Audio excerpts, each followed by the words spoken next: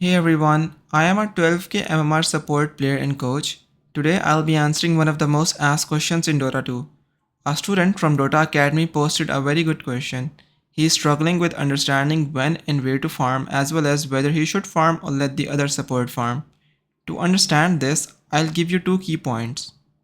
Firstly, start learning about power spikes of your hero, your teammates, and your enemies. Power spikes are usually around an item or ultimate ability. An example of power spike would be when Nyx is level 6, he looks for a kill on the map with Vendetta. That's when you need to place a sentry in the area you're playing around to dodge the power spike of Nyx. If you're actively thinking about the power spike of Nyx, you'll most likely dodge the early game pressure from Nyx, and Nyx will have a hard game. The second point is to start spamming heroes in your games to understand everything about the hero. This is very important as it will help you understand where you have to be on the map and which hero you need to play around.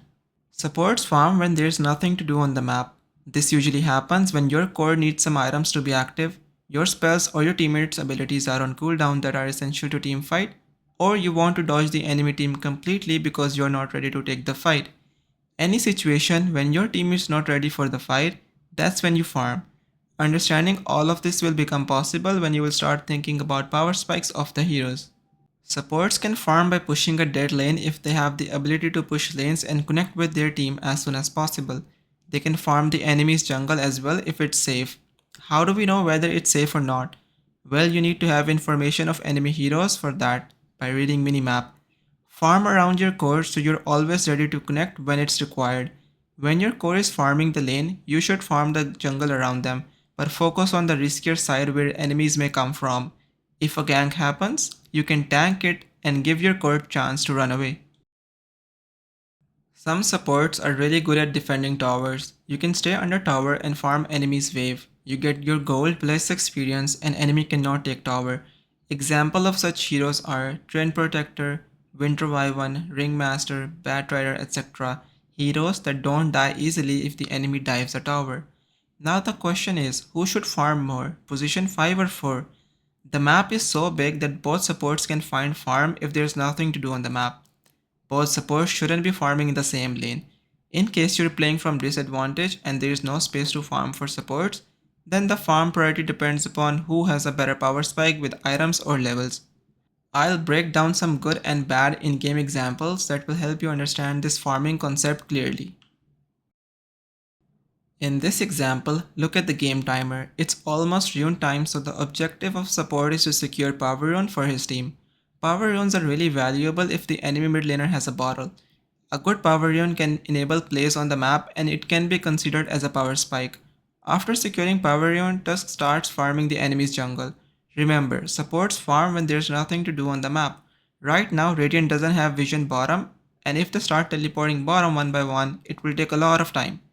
Even if Radiant team teleports bottom, they will have to sacrifice the farm they're getting on mid and top lane, which isn't a valuable trade.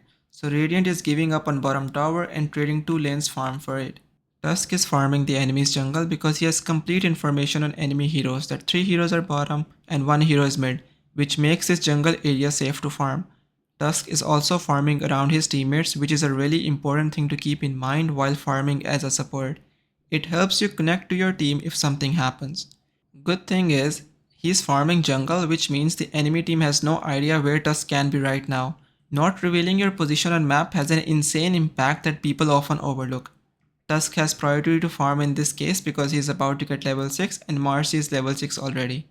If it's another hero like Skyrath, then your positioning should have been somewhere around mid trees, ready to silence the storm when he shows. Since Tusker cannot catch Storm Spirit without Blink Dagger, there is no point in wasting time trying to do something that's not possible. Therefore, farming in this case is the best move.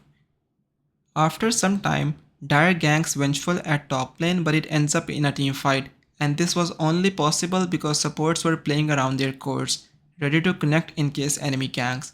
Now if the Radiant supports were farming bottom jungle far away from their cores, Dire would have killed Venge and taken map control. Another good example on how you can keep farming without wasting any time, which helps you scale really well into the game. As a support, if your spells are available, then join teamfight. Focus on your positioning, use your spells from distance and survive team fights. You will have a good net worth throughout the game if you don't die first in team fights because of your positioning. As soon as the fight is over and your spells are on cooldown, start farming.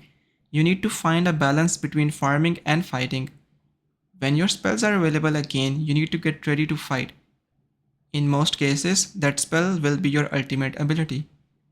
Every time your spells are on cooldown, farm jungle or stack neutrals around your teammates. If there is a free lane that nobody is farming and your team is not ready to fight, don't let that farm go to waste, take it yourself. Here's a bad example of farming from my game. My ultimate is coming back in 10 seconds. Instead of wasting mana while farming, I should be getting ready to fight because my spells are gonna be up soon. My team is looking to take a fight around our vision at the bottom lane, but I am giving my information to the enemy team by showing on the top lane for a very long time. Not only that, I further waste time farming jungle because in my mind my Kaya is really important even though it's not. My team has a really good position to take a fight under the vision. My one bad decision to complete my item and ignoring the fact that I can just take a good team fight and get this item anyway results in a 5 vs 4 fight. This was a really good positioning for Dire to take the fight. After this fight, the game would have been completely Dire favored because PA would get a lot from this fight, get Roshan, and after Aegis it would be really hard for Radiant to stop PA. But just one bad decision of farming far away from the team even when my spells were ready lost me the game. This point is really important because I have seen people making this mistake a lot. They are so focused on farming that they forget there is a world outside neutrals. This is an example to learn how you can farm even when the enemy team is running down the map to find kills. Two people are dying in the bottom lane and Jakiro just walked to the bottom jungle where the enemy team is not going to check because Jakiro hasn't shown himself on the map. Usually, low rank support players start reacting to everything the enemy team is doing. For example, at this moment, if this Jakiro was a low rank support player, he would either teleport to tier 2 and feed as well, or just stand AFK behind tier 3 and wait for a miracle to happen. When you're not ready to fight the enemy team, that's when you just want to dodge them and move away from them. If they're playing top lane, you can place your vision on the bottom lane and farm around that vision. Jakiro just farms the jungle so that the enemy team doesn't get his information. Because of this vision, he sees Lich coming bottom and hides in trees because Dire is not ready to fight. This also shows how important reading minimap is. If you can remember information of enemy heroes, you can make very good decisions in the game. So if you're one of those players that doesn't keep an eye on minimap, I would advise you to start doing it. Jakiro sees Lich teleporting top, Razor farming top lane, and Alchemist on Sand King. Having this information allows him to farm the bottom lane. After pushing the bottom lane, Jakiro again starts farming jungle because Dire is not ready to fight yet again due to number disadvantage. So even if the enemy team is running down everywhere on map and your team is constantly feeding, you can still find farm on the map. You just need to identify it. There are two types of players, one that dodge the enemy and push out the lane serving an impact in the game, and second that chain feed with their teammates and cry about having bad teammates. You need to decide which one you want to be. Before I end this video, I want to tell you about Dota Academy, a private community that I am a part of with two other coaches who are 10k and 11k respectively. In this academy, there are 4 classes per week in every role where you can learn a lot. This topic that I just discussed has already been discussed in the Dota Academy, and all of the previous classes are recorded and available to watch inside the academy. Not only that, if you gain the highest amount of MMR at the end of the month, out of all the students, you can avail a free coaching session of your choice from any of the coaches. If you want to join Dota Academy, click on the link in the description.